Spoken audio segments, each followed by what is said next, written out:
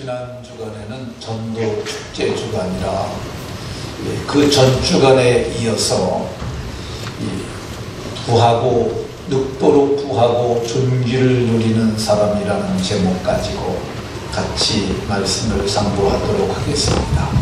한번 따라 하십시다. 늙도록 부하고 존귀를 누리는 사람. 늙도록 부하고 존귀를 누리는 사람. 지지난주에 우리가 판단에 대해서 다윗이 어떻게 판단했느냐, 그가 판단을 잘했기 때문에 그가 늙도록 부하고 존귀해졌는데, 오늘 우리도 다윗의 생애를 좀 이렇게 다시 전에 남겨진 부분들이 있어요. 설교를 다 하지 못하고 한 절반밖에 못해서 앞에 부분은 간단하게 하고, 그리고 시글락 사건 이후부터만 조금 깊게 살펴보도록 하겠습니다. 옆 사람과 서로 인사하면서 이렇게 서로에게 복을 빌어줍니다. 모든 일의 판단을 잘함으로 늙도록 부하고 존귀해지는 복이 있으시기 바랍니다.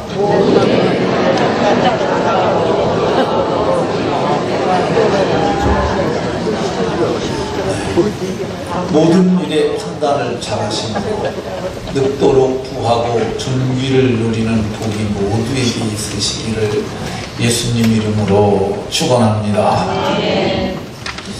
세상에는 복을 못 받고 태어난 사람이 있습니다. 참 안타깝죠.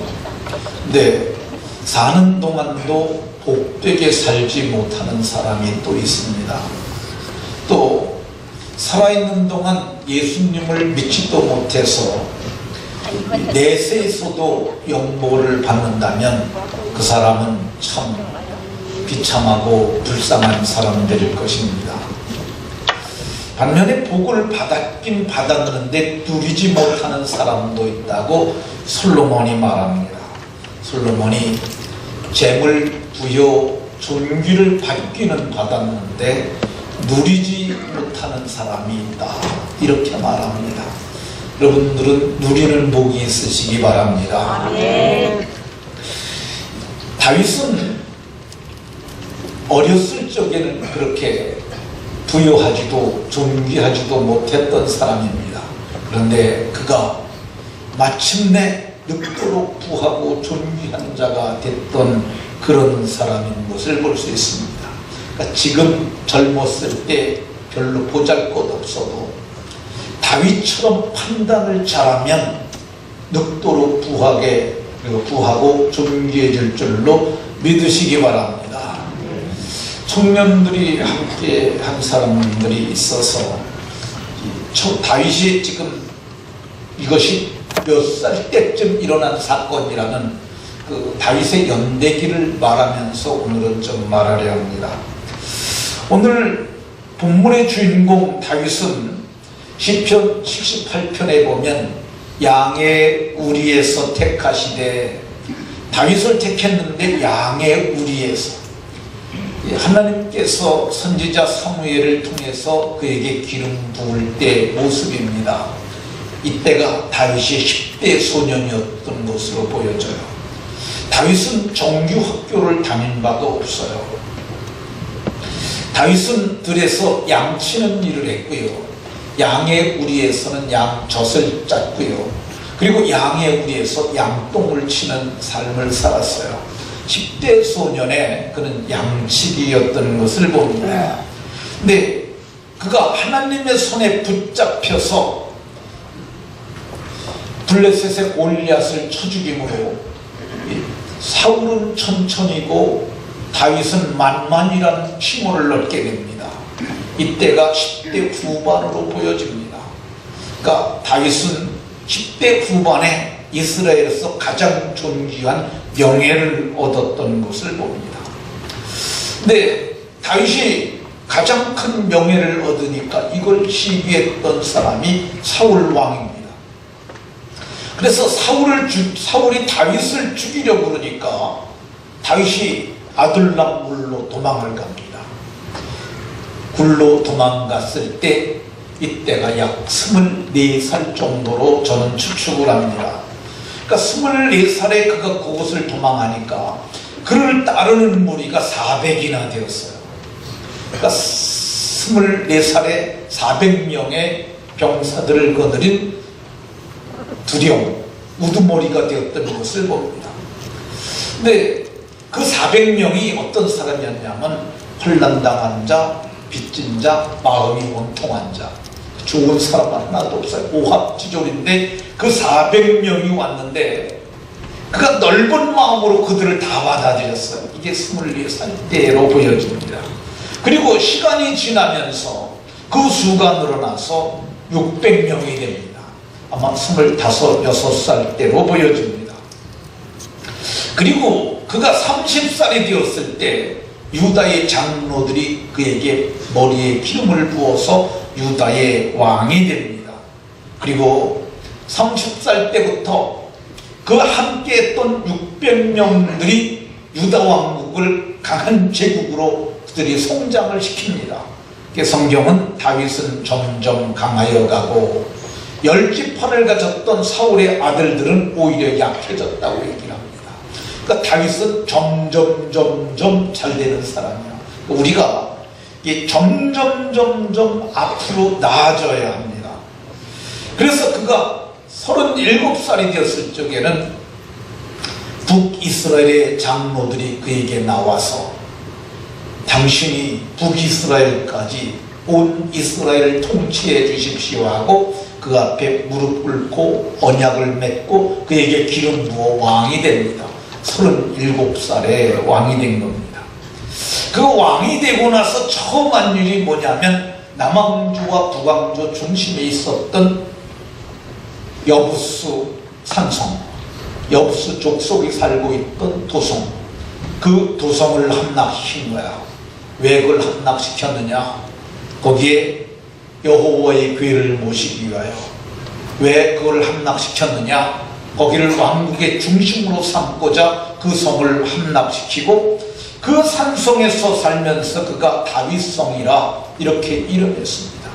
근데 그가 그 성에 살면서 늙도록 부하고 존귀를 누리다가 죽음에, 이 말이 늙으니까 그랬다는 말이 아니라 늙도록 점점 늙어가면 늙어갈수록 부와 존귀를 누렸다고 얘기를 합니다. 그러니까 우리가 초년보다는 중년이 좋아야 하고요, 중년보다는 말년이 좋아야 하고요, 그 말년보다는 그 아들 때에 솔로몬이 대신하여서 왕이 되니까 모든 나라를 솔로몬이 다스렸으므로 솔로몬이 사는 동안 그 나라들이 조공을 바쳐 섬겼다고 얘기를 합니다. 아들 때에는 더 번성의 복을 누리고 이스라엘 역사 가운데 가장 명문가가 다윗의 가정이었던 것을 볼 수가 있습니다. 그러면 다윗이 이렇게 복을 누렸던 비결이 뭘까? 다윗은 판단을 잘했어요. 그러니까 우리는 날마다 판단을 합니다. 그러니까 모든 일을 우리는 오늘 교회를 갈까? 놀러 갈까? 이것도 판단이죠. 이 판단을 하면서 사는 거예요. 근데 그 판단하는 것을 보면 그 사람 마음이 어떤 줄 알아요. 그 사람 생각이 어떤 줄 알아요. 그렇게 하는 것을 보니까 그의 재물관이 어떠하며 그의 세계관이 어떠하며 그의 인생관이 어떠하며 그가 얼마나 믿음을 갖고 있는지 그 판단하는 것을 보면 압니다. 그래서 우리가 아주 중요한 게 있는데 판단을 잘해야 합니다. 하나님 보시기에 좋게 판단하는 사람, 이런 사람들은 바른 믿음, 바른 신앙, 바른 성경관을 가진 사람이에요. 하나님 보시기에 좋게 판단하는 사람은 점점 늙어갈수록 더 좋은 복을 누리게 될 줄로 믿으시기 바랍니다.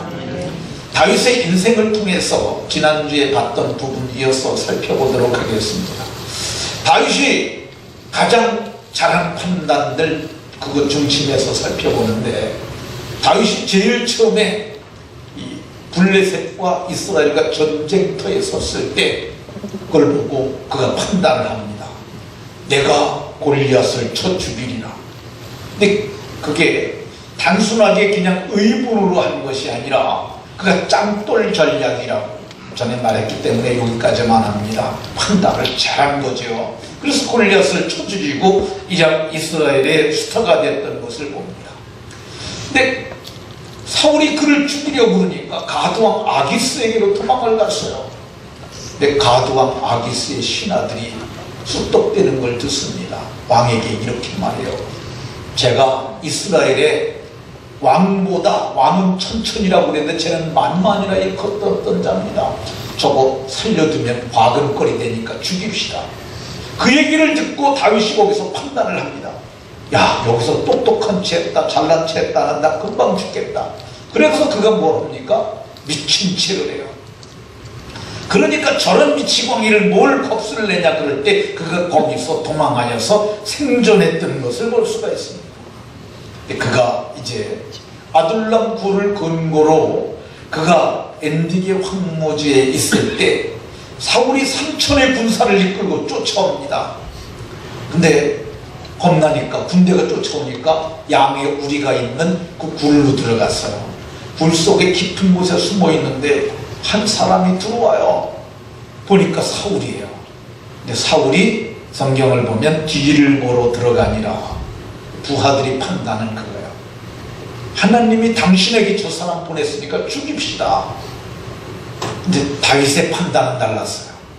여호와의 기름 부은 자 치는 것을 여호와께서 금하신 것이니 나는 그리하지 않겠다. 이게 다윗의 판단이에요. 그래서 옷자락을 자릅니다. 그가 능히 죽일 수 있음에도 불구하고 그는 죽이질 않아요. 그랬더니 이 사울이 그걸 알고 내가 잘못했다고 털고 돌아갑니다. 근데 그가 하길라산에 있을 적에 또 그런 일이 있습니다. 또 군대 3천을 이끌고 왔어요. 누가 나하고 같이 저 사울의 진중에 들어가겠느냐. 한밤중에 그 얘기를 했더니 아비새가 내가 같이 가겠습니다. 근데 모두가 깊이 잠들어가지고 다윗이 올 줄은 꿈에도 생각을 하지 못한 거죠. 그러니까 병사들이 있고 맨 위 가운데 사울이 잠들었는데 거기 사울의 창이 있어요. 근데 아비새가 그럽니다. 두 번째를 끝도 없습니다. 한 번에 뚫러서 땅에 박겠습니다.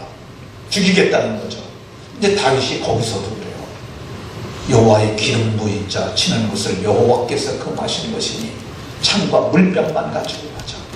그리고 그 이튿날 날이 샜을 때 왕에게 창과 물병을 보냅니다. 이건 누구 겁니까?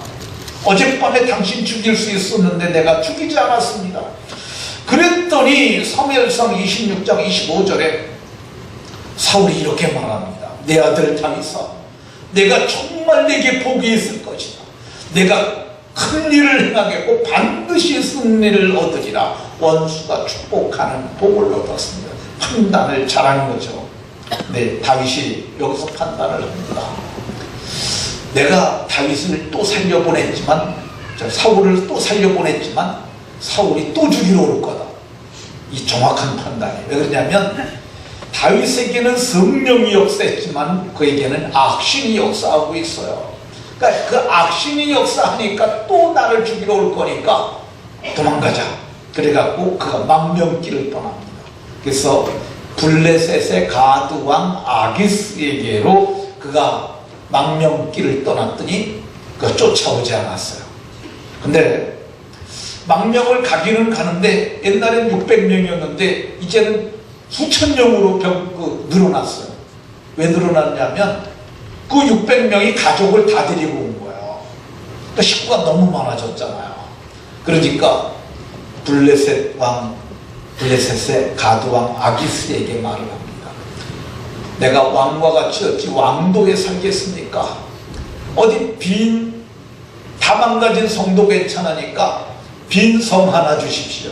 우리가 거기 살겠고 그 대신 내가 왕이 원하면 언제든지 전쟁터에 나가서 왕을 대신하여 싸우겠습니다. 이거를 용병이라고 해요. 용병. 그러니까 돈을 주고 사가지고 전쟁터에 나가서 싸우게 하는 거, 그 용병이에요. 우리는 축구 선수나 농구 선수 돈 주고 갖고 걸 용병이라고 그러잖아요. 그와 비슷한 개념인데, 그러니까 거기 가서 사는 대신, 빌부터 사는 대신 전쟁터의 선봉으로 나가는 거야. 근데 그 가드왕 아기스가 그걸 좋게 여깁니다. 그러면서 시글락이라고 하는 성을 내줘요. 근데 시글락의 성을 이게 아기스가 내줬지만 제가 생각하건대 다윗이 다 그 가드왕 아기스의 나라를 다 조사하고 시글락이 비어있는 걸 알고 그걸 달라고 했을 것 같아요. 어쨌든 시글락에 가서 머물게 됐는데 어느 날 가드왕 아기스가 출전 명령을 내렸어요. 전쟁에 나와라. 그래서 600명을 다 데리고 간 거예요. 근데 전쟁을 하지도 못하고 얘가 배신할지 모르니까 돌려보내자.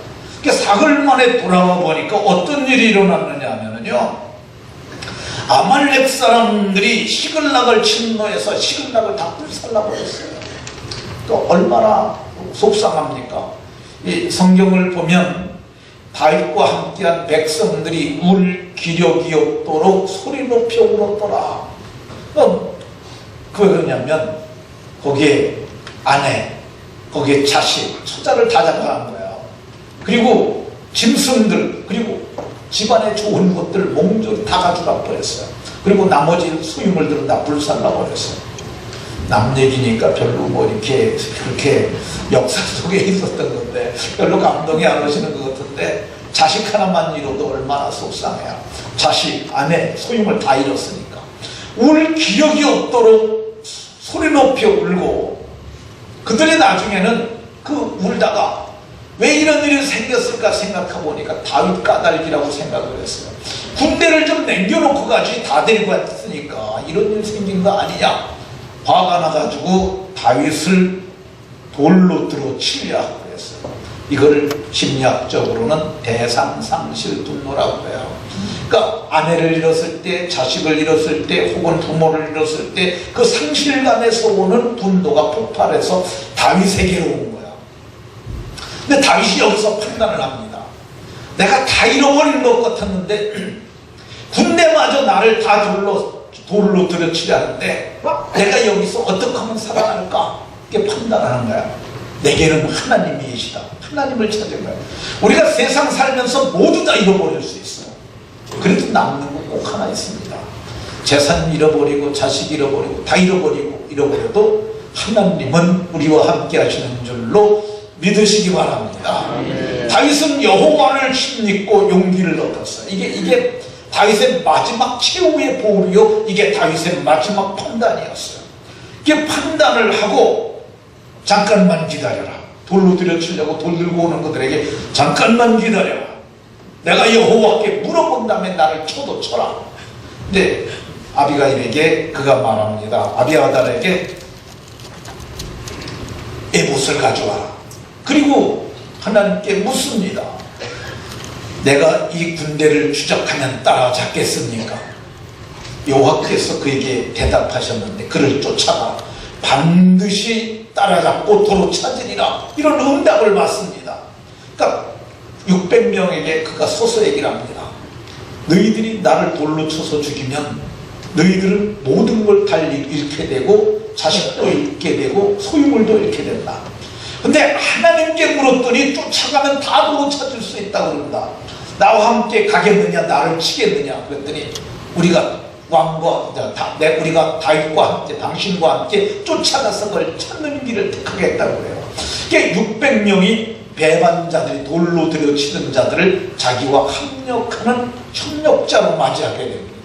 그래서 그들을 이끌고 무지무지 빠르게 달려가는 거야. 그러니까 많은 사람들이 다녀갔기 때문에 자국이 나 있었을 거야. 그걸 쫓아가는데 하솔이라고 하는 그 시냇가를 건너는데 200명이 너무 빨리 달려와가지고 지쳐가고 못 건너가는 거예요. 그래서 400명 이끌고 가는데 가다가 보니까 쓰러져 있는 애굽 사람을 하나를 만나게 됩니다. 근데 다윗이 그를 보고 판단을 해요. 얘는 내가 생각하건대 우리가 가는 길목에서 얻은 것으로 봐서 우리를 시글락을 침노하고 불살랐던 그 사람들일 가능성이 높다. 그리고 그가 기력이 떨어졌으니까 그에게 물을 먹이고 건포도를 먹이고 기력을 돋워서 저로부터 정보를 얻어보자. 그래서 그로 하여금 정보를 얻습니다. 이 다윗이 판단을 잘한 거야. 딱 보고 얘에게 정보를 얻으면 정확한 위치를 찾아갈 수 있겠다. 그 딱 들어보니까 걔가 말하는 게 맞아요. 우리가 시글락을 침노했고 불살랐고 그리고 다 잡아갖고 갔는데 이 아말렉 사람이 내가 병들으니까 날 버리고 갔다 이런 얘기를 해요. 그러니까 다윗이 그러면 네가 우리를 그 본고지로 인도해 줄 수 있겠느냐 그랬더니 그가 말하길 맹세를 해라. 당신들의 하나님 여호와의 이름으로 맹세라. 나를 죽이지 않겠다고만 하면 내가 그것을 인도하도록 하겠다. 그래서 이제 그 앞에까지 갔는데 그 앞에서 보니까 성경에 보면 그들이 블레셋 땅과 유다 땅에서 크게 약탈하였으므로 먹고 마시고 춤을 추고 있었어요. 춤추는 거 보였으니까 낮이 아니겠어요? 네, 급한 사람이 이게 판단을 잘하게 돼. 이럴 때 급한 마음에 저놈들 술 먹고 있으니까 지금 공격하면 된다 그러면은 이 사람은 어리석은 사람이야. 다윗은 지혜롭게 판단합니다. 술 먹고 있으니까 더 먹게 내버려 두자. 더 먹게 내버려 두자. 그리고 술 먹고 골아 떨어지게 되면 세상 모르고 자니까 술 먹고 그들이 무슨 일을 하는지 내버려 두고 새벽까지 기다리자.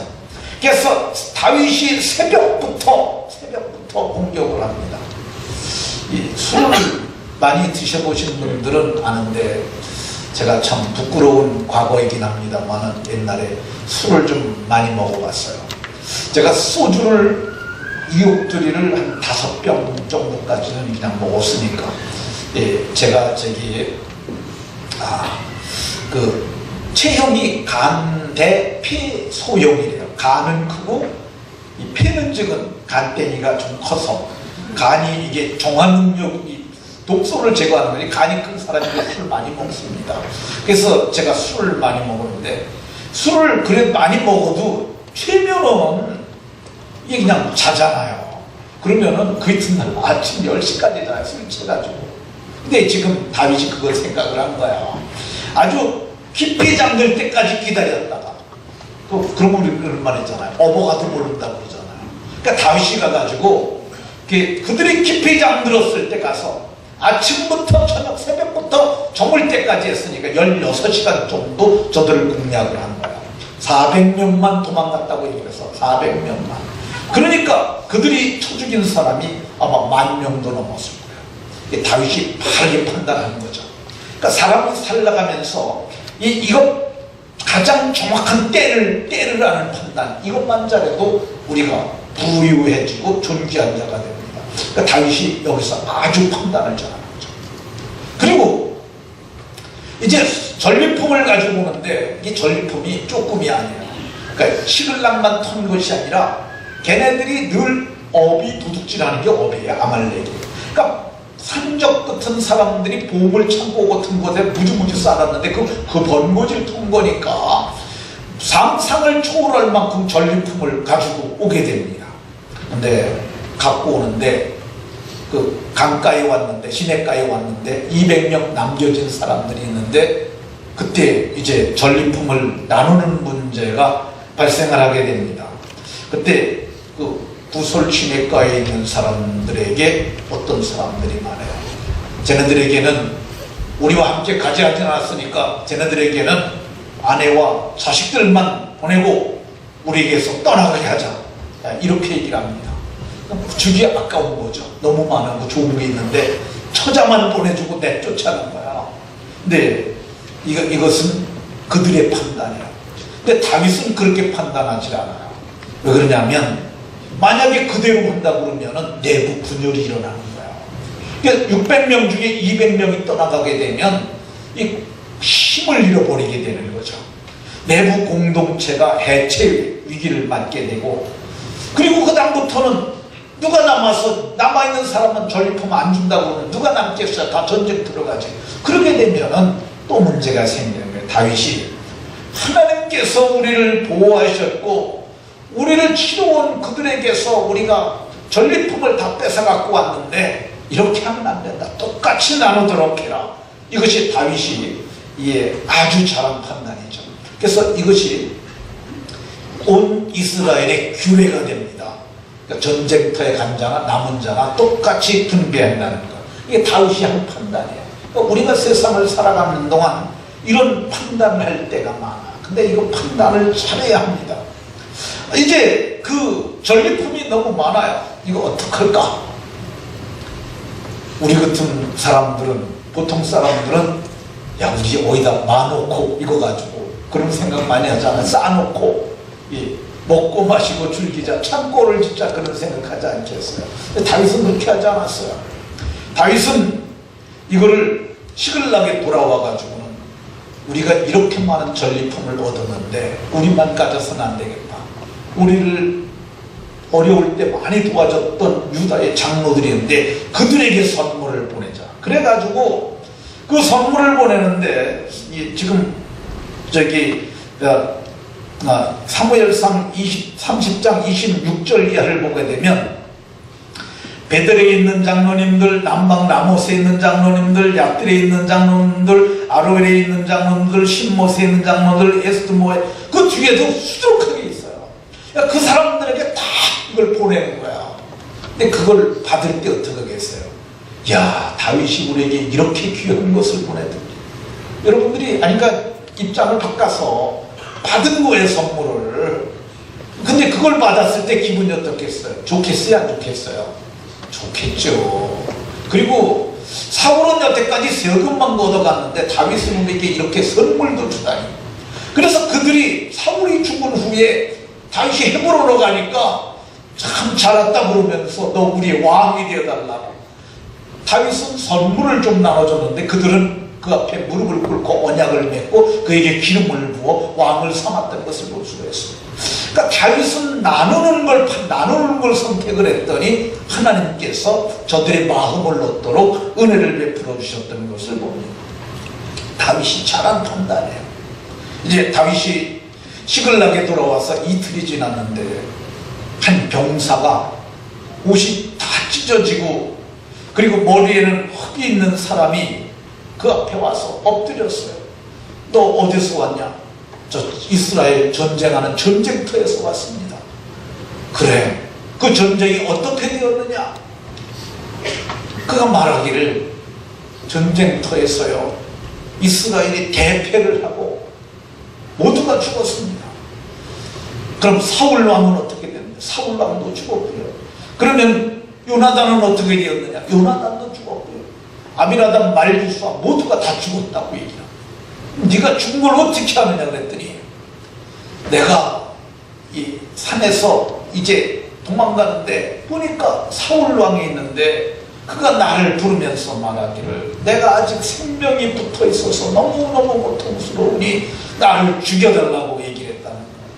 그러면서 너 누구냐 그래서 제가 아말렉 사람이라고 그랬는데 그래도 내게 요청을 해서 내가 그를 멱을 따서 죽이고 그리고 그의 머리에 있는 왕관과 팔찌를 벗겨왔다고 이렇게 얘기를 하는 것을 볼 수가 있습니다.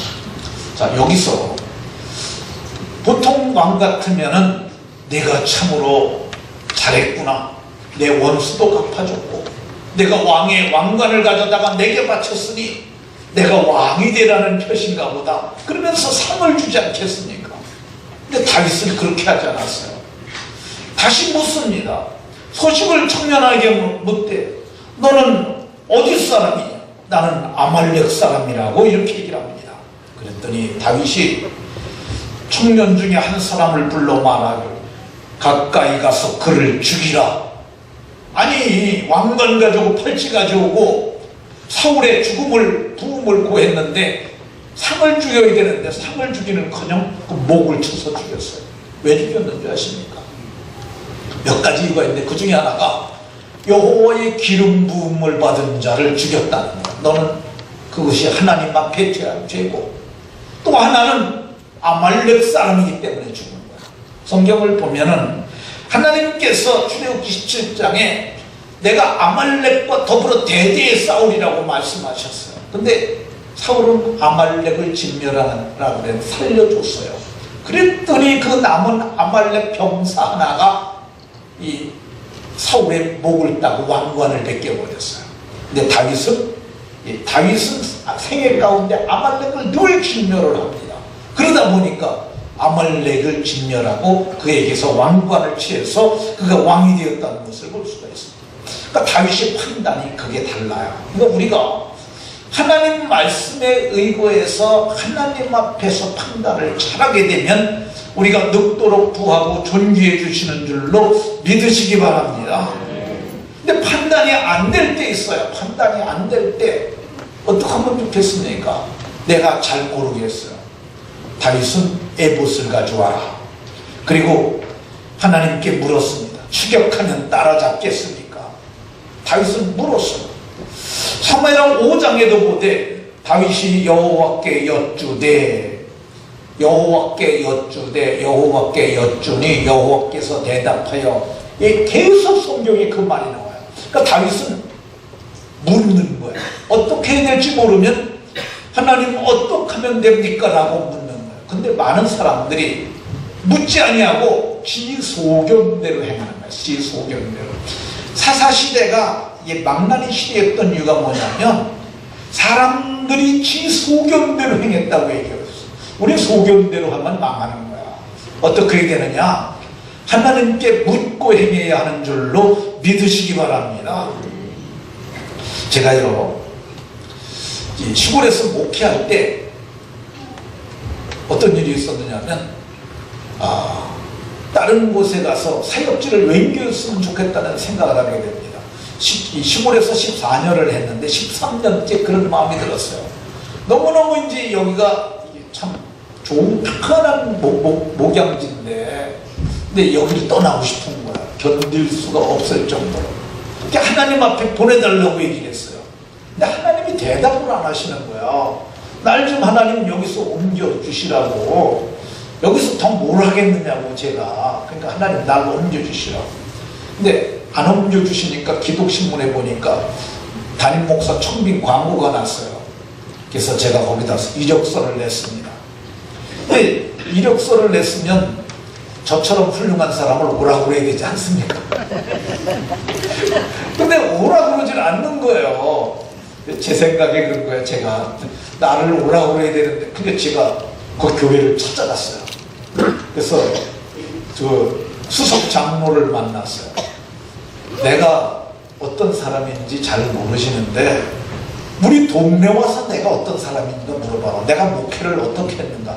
나 같은 사람이 가면 당신 교회는 복된 거니까 나를 결정해서 나를 부르라. 참 교만하죠. 무지무지 교만하죠. 근데 나를 안 부르는 거예요. 끝까지 안 부르는 거예요. 그래서 제가 하나님 앞에 따졌습니다. 어느 날 새벽 기도 때인데 하나님 이게 뭡니까?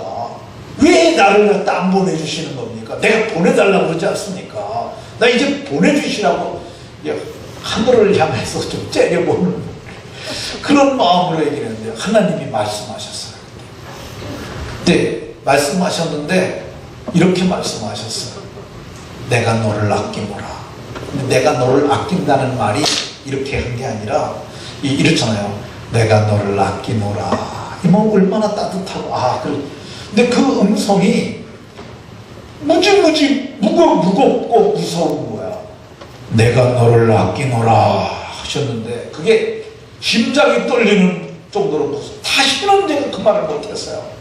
그날 이후로 다 꾹 참고 있었는데 저는 그래서 왜 나를 아끼면 보내줘야지 거기 왜 안 보내시나 그랬더니 그리고 나서 한 5, 6년이 지난 후에 제가 여기서 개척을 하는데 그 다음에 얼마 지나지 않고 저를 개척하도록 길을 열어주셨어요. 이제 개척을 하는데 덕계리 그 공원 뒤에 지금 옛 기장측 교회가 거기 들어와 있는데 거기에